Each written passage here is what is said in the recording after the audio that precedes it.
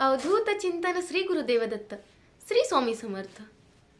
स्वामी तुमच्या सर्व चांगल्या इच्छा पूर्ण करो ही स्वामींचरणी प्रार्थना करते आणि आजच्या अशा सुंदर व्हिडिओला सुरुवात करते. तर तुम्ही सर्व जे गुरुचरित्र पारायण करत आहेत, कोणी पहिल्यांदा करत आहे तर कोणी नेहमीच करतं, तर कोणी महिन्याच्या महिन्या करतं. पण जे लोक वर्षातून एक वेळा 2 वेळा करते किंवा जे नवीन सेवेकरी जुळलेले आहे आणि त्यांनी स्वामी गुरुचरित्र पारायण करत आहेत व काही पहिल्यांदाच करत आहे, सेवा खूप दिवसाची करत आहे, पण गुरुचरित्र पारायण हे आत्ताच करत आहे यावर्षी, तर तुम्हाला त्यामध्ये असे काही संकेत मिळतात का हे आपण या व्हिडिओमध्ये नक्की बघणार आहे. तुमच्या प्रत्येक समस्यावर आपण या व्हिडिओमध्ये बोलणार आहे. तर आणखी काही समस्या राहिल्या असेल तर तुम्ही मला कमेंट करून नक्की सांगा. तर आपण जेव्हा गुरुचरित्र पारायण वाचतो तेव्हा तुम्हाला आळस येतं, कोणाला जांभळ्या येतं, तर कोणाला लक्ष विचलित होतं, लक्ष दुसरीकडे राहतं. तर असं का होतं? तर बघा, आपल्यामध्ये खूप जास्त निगेटिव्हिटी आहे, प्रत्येकांमध्येच असते. तर आपल्यामध्ये आपण जेव्हा ते गोष्ट वाचतो तर ते निगेटिव्हिटीला मात करते, कारण यांनी घर केलेलं आहे, एक आपल्या घरात दुसरं कोणी येत आहे तर ह्या गोष्टी सहन नाही होत. त्यामुळं मग आपण जे पॉझिटिव्ह एनर्जी घेण्याचा प्रयत्न करतो तर ते निगेटिव्ह एनर्जी आपल्याला ती पॉझिटिव्ह एनर्जी येऊच देत नाही. त्यामुळं आपल्याला जांभळ्या येतात, झोप येते.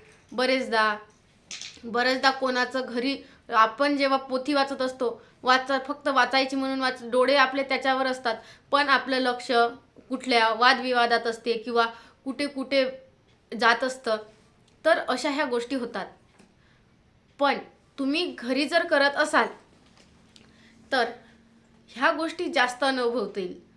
पण तुम्ही जर केंद्रामध्ये करत असाल तर तिथे जोर मोठ्याने माईकमध्ये म्हटल्या जाते. गुरुचरित्र पारायण सगळेजण असतात. आमच्या केंद्रामध्ये कमीत कमी 300 ते 400 आहेत गुरुचरित्र पारायण करण्याला सेवेकरी. आम्ही एवढे सगळे वाचत आहे, 300 ते 400 जण आहे. तर त्यामध्ये असं आळस वगैरे येऊ शकत नाही, कारण ते जोरजोरात म्हटल्या जाते आणि आपलं पूर्ण असं ते वाचतात तर आपलं पूर्ण कॉन्सन्ट्रेशन त्या ओव्यांवर असतात. त्यामुळं ह्या जांभोळ्या वगैरे येत नाही. आणि एक गोष्ट स्वामींची अशी, ही तुम्ही सर्व जे केंद्रामध्ये जात असतात त्यांनी ही गोष्ट अनुभवलेली असेल. जेव्हा आपण केंद्रामध्ये जातो तिथे स्वेटर वगैरे, प्रत्येकाच्या केंद्राचे नियम वेगवेगळे असतात, माहिती नाही. पण आम्ही ज्या केंद्रामध्ये जातो तिथे स्वेटर चालत नाही, फक्त कोरी शॉल असेल तीच गुंडाळावं लागते. पण एवढी थंडी असताना सुद्धा आपण स्वेटर न घालता सुद्धा तिथे थंडी वाजत नाही. हे एक मोठी गोष्ट आहे, कारण आपलं मन, आपण स्वामीमय झालेलं आहो. आपण जेव्हा वाचतो तेव्हा आपल्याला कुठलंही भान राहत नाही, त्यामुळं थंडीही आपल्याला वाजत नाही किंवा स्वामी आपल्याला ते वाजूच देत नाही. तर दत्त जयंती आहे आता, तर आपण ह्या सेवा करत आहे. तर यामध्ये तुम्हाला हा प्रश्न पडलेला असेल जे नवीन आहे त्यांना, की बा आम्हाला हे पहिल्यांदाच आहे त्यामुळं आपण नेहमी वाचत नाही, त्यामुळं ते शब्द आपल्याला नवीन असते. आपल्याला हे शब्द नवीनच आहे, आपल्याला ते कळतच नाही आहे, तर याचा अनुभव, याचं फळ आपल्याला मिळेल की नाही? तर हो, तुम्हाला याचं फळ नक्कीच मिळेल. कारण शिक्षक ज्या मुलांना काही येत नाही तर त्यांना सुद्धा क्लासमध्ये बसवतातच, त्यांना कुठल्याही प्रकारची शिक्षा देत नाही. हळूहळू तुम्हालाही त्या गोष्टीची सवय होईल, तुम्हाला कळेल.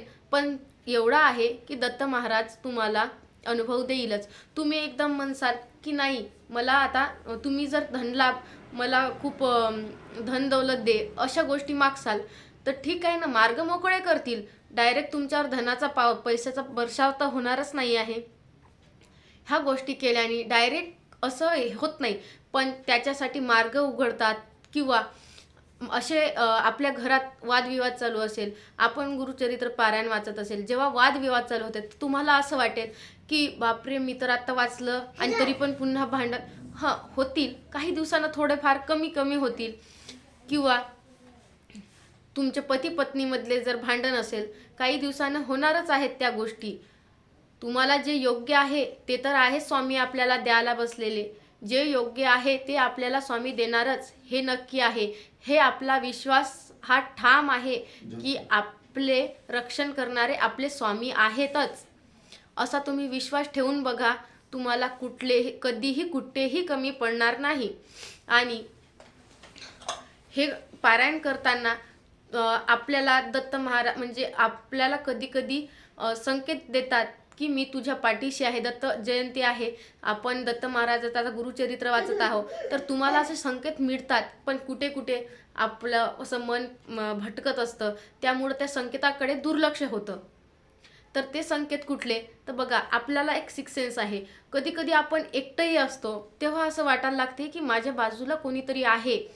तर हे सुद्धा एक संकेत आहे की दत्त महाराज आपल्या आजूबाजूला आहे, स्वामी महाराज आपल्या आजूबाजूला आहे. प्रत्येकाच्या घरामध्ये कोणाच्या घरामध्ये गुरुचरित्र पारायण वाचतात तर दत्त महाराज आपल्यावर प्रसन्नच राहतात, आपल्या घरीच राहतात. पण आपण स्वामी महाराज सुद्धा तसंच, स्वामी महाराज आपल्या आजूबाजूलाच राहतात. पण आपण ह्या सगळ्या गोष्टी केल्या तर ते जास्त प्रभावशाली. आपली जी इच्छा असते ती लगे अशी खूप अवघड न होता, काही मधात कारण म्हणजे की काही मधात संकट न येता डायरेक्टली व्हायला लागतात. तर यालाच म्हणतात आपल्या सोबत स्वामी आहे, दत्त महाराज आहे. तर ह्या सगळ्या गोष्टी आहेत. आशा आहे मी तुमच्या सगळ्या प्रश्नांची उत्तर दिलेले आहे. काहींचे राहिले असेल तर नक्की तुम्ही मला कमेंट करा. माझा व्हिडिओ आवडल्यास शेअर, लाईक आणि सबस्क्राईब करायला विसरू नका. श्री स्वामी समर्थ. जय जय स्वामी समर्थ. धन्यवाद.